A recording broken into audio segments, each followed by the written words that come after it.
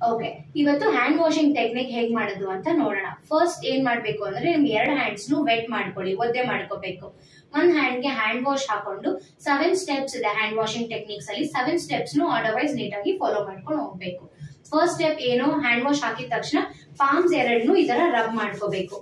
ಇದು step number 1. Step number 2 ಏನು ಅಂದ್ರೆ ಬ್ಯಾಕ್ ಆಫ್ ದ ಹ್ಯಾಂಡ್ಸ್ ಇದೆರಡನ್ನು ವಾಶ್ ಮಾಡ್ಕೋಬೇಕು.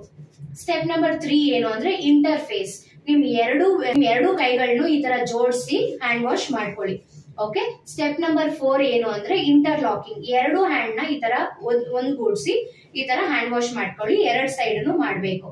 ಸ್ಟೆಪ್ ನಂಬರ್ 5 ಏನ್ ಮಾಡ್ತೀರಾ, ನಿಮ್ ಥಂಬ್ ಈ ಬೆರಳನ್ನ ಈ ತರ ರೊಟೇಷನ್ ಮೂವ್ಮೆಂಟ್ ಅಲ್ಲಿ ಹ್ಯಾಂಡ್ ವಾಶ್ ಮಾಡ್ಕೋಬೇಕು, 2 ಕಡೆ ಮಾಡ್ಬಿಡ್ಬೇಕು.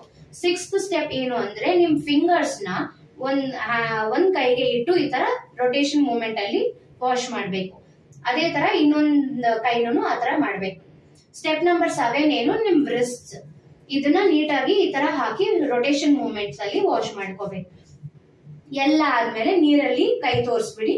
ಟಿಶ್ಯೂ ಪೇಪರ್ ತಗೊಂಡು ನೀಟಾಗಿ ಡ್ರೈ ಮಾಡಿದ್ಮೇಲೆ ನಿಮ್ ಕೈನ ಯಾವ್ದೇ ಯೂಸ್ಡ್ ಸರ್ಫೇಸ್, ಕ್ಲಿನಿಕಲ್ ಇರೋ ಯಾವ್ದೇ ಯೂಸ್ಡ್ ಸರ್ಫೇಸ್ ಮೇಲೆ ಇಡಬಾರ್ದು ಕೈ. ಇದನ್ನ ಸ್ಟೆಪ್ ವೈಸ್ ಕರೆಕ್ಟ್ ಆಗಿ ಫಾಲೋ ಮಾಡ್ಕೋಬೇಕು. ಓಕೆ.